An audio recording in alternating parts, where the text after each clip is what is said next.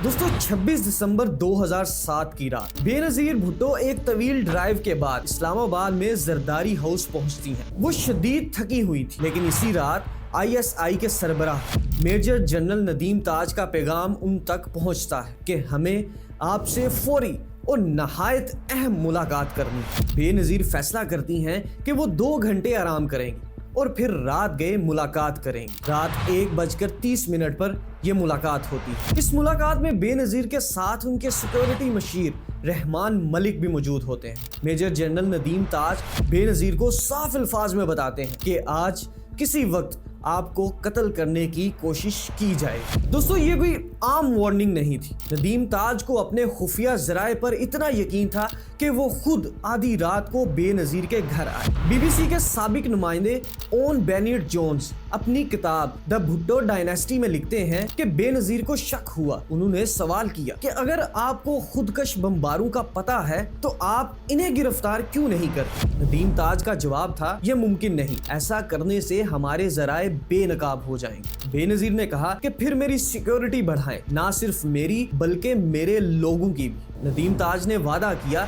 कि वो अपनी पूरी ताकत लगा देंगे। इसी लम्हे जब बेनजीर जनरल ताज से बात कर रही थी, उनके कातिल रावलपिंडी में कत्ल की हतमी तैयारी मुकम्मल कर रहे थे। ओन बेनेट जोन्स लिखते हैं आधी रात के बाद तालिबान हैंडलर नसरुल्लाह 15 साल के 2 बच्चों बलाल और अकरमुल्लाह के साथ रावलपिंडी पहुंच चुका था। तालिबान के 2 और अफराद हसनैन गुल और रफाकत हुसैन लियाकत बाग का मुआयना कर चुके थे। लियाकत बाग के तीनों गेट्स पर मेटल डिटेक्टर लग रहे थे, लेकिन इससे कोई फर्क नहीं पड़ता था क्योंकि मंसूबा ये नहीं था कि जलसे में हमला किया जाए, बल्कि मंसूबा ये था कि बेनजीर को वापसी पर मारा जाए। बिलाल को पिस्तौल और कारतूस दिए गए, अकरमुल्लाह को हैंड ग्रेनेड्स दिए गए। हसनैन ने बिलाल को नसीहत की कि ट्रेनर ना पहने, फौजी ट्रेनर पहचान लेते हैं, तो बिलाल ने चप्पल पहन ली। 27 दिसंबर की सुबह 8:30 बजे बेनजीर उठती हैं, 9 बजे नाश्ता करती हैं और दोपहर को अफगान सदर हामिद करजई से मुलाकात करती हैं और फिर जरदारी हाउस पहुंचती हैं और शाम को लियाकत बाग में की जाने वाली तकरीर को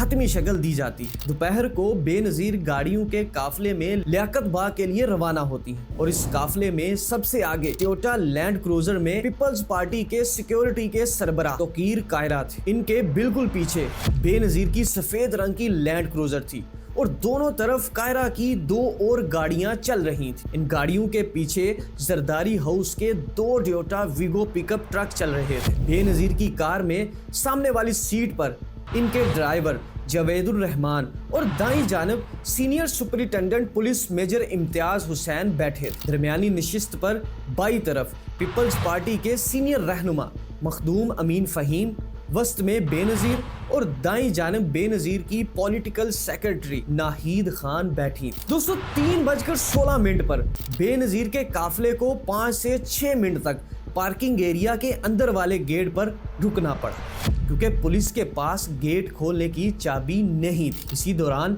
बेनजीर मुकम्मल तौर पर गैर महफूज अपनी गाड़ी पर खड़ी रही और इनका चेहरा स्केप हैच के बाहर नजर आ रहा था। इसके बाद बेनजीर भुट्टो लियाकत बाग में तकरीबन 10,000 अफराद के सामने आधे घंटे तक खिताब करती हैं। दोस्तों ये कोई आम सियासी तकरीर नहीं थी। इस तकरीर के दौरान बेनजीर 17 मरतबा अपने वालिद जुल्फकार अली भुट्टो का नाम लेती हैं, जैसे वो जानती हों कि वो अपनी कहानी अपने वालिद की कहानी के साथ हमेशा के लिए जोड़ रही थी। तकरीर खत्म होते ही बेनजीर अपनी लैंड क्रूजर में बैठ जाती हैं, लेकिन गाड़ी आगे नहीं बढ़ी। उनके हामियों ने गाड़ियों को चारों तरफ से घेर लिया था। दोस्तों यहाँ एक निहायत अहम लम्हा आता है। भीड़ को देखकर बेनजीर गाड़ी में खड़ी हो जाती है और इमरजेंसी हैच से इनका सर और कंधे बाहर नजर आने लगते हैं। ये वक्त था शाम 5:10। सुबह से इंतजार करने वाले बिलाल को एहसास हो गया था। बिलाल पहले बेनजीर की गाड़ी के सामने जाता है, फिर दाएं जाने पहुंचता है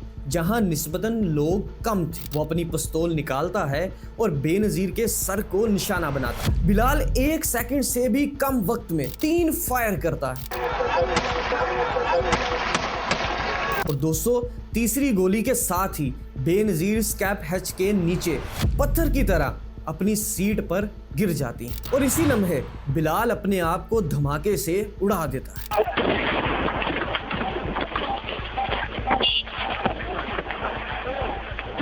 धमाके से बेनजीर की गाड़ी के चारों टायर फट चुके थे। ड्राइवर लोहे के रिम पर गाड़ी चलाता हुआ रावलपिंडी जनरल अस्पताल की तरफ रवाना होता है। लियाकत रोड पर तकरीबन 300 मीटर चलने के बाद गाड़ी मुड़ती है और इसी हालत में कई किलोमीटर तक चलती रहती है। एक मुकाम पर यू टर्न लेते वक्त गाड़ी रुक जाती है और आगे नहीं बढ़ पाती। नाहीद खान के मुताबिक हमारे पास बेनजीर को टैक्सी में अस्पताल ले जाने के सिवा और कोई रास्ता नहीं था। अस्पताल पहुंचते ही बेनजीर को स्ट्रेचर पर पार्किंग एरिया में ले जाया जाता है। कोई नब्ज नहीं, सांस भी नहीं, आंखों की पुतलियां साकत थी। टार्च की रोशनी से भी कोई रद्द अमल नहीं।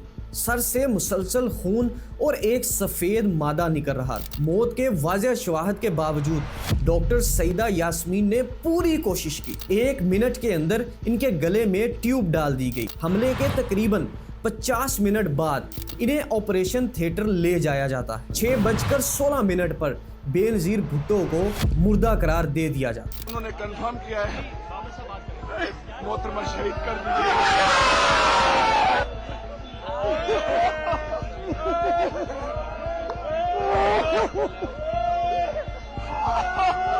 डेथ सर्टिफिकेट नंबर 202877 में मौत की वजह लिखी गई। पोस्टमार्टम के बाद इल्म हो, लेकिन दोस्तों पोस्टमार्टम कभी नहीं हुआ। दोस्तों रात 10:35 पर लाश को ताबूत में रखकर चकलाला एयरबेस ले जाया गया। 28 दिसंबर रात 1 बजे लाश आसिफ अली जरदारी के हवाले की गई। जरदारी से भी पोस्टमार्टम की इजाजत मांगी गई, लेकिन उन्होंने भी साफ इनकार कर दिया। इसी दिन लाड़काना गड़ी खुदा बख्श में बेनजीर भुट्टो को सुपुर्दे हाथ कर दिया। दोस्तों एक आखिरी सवाल कि क्या बेनजीर को अपनी मौत का अंदाजा था? स्पेन जाते वक्त एयर होस्टेस ने ताज़ा कुकीज बेनजीर को पेश की तो उन्होंने इनकार कर दिया और कहा कि मैं वजन कम कर रही हूँ, लेकिन फिर अचानक कहा चलो इससे क्या फर्क पड़ता है, मुझे चंद महीनों में मर ही जाना है। सब्सक्राइब।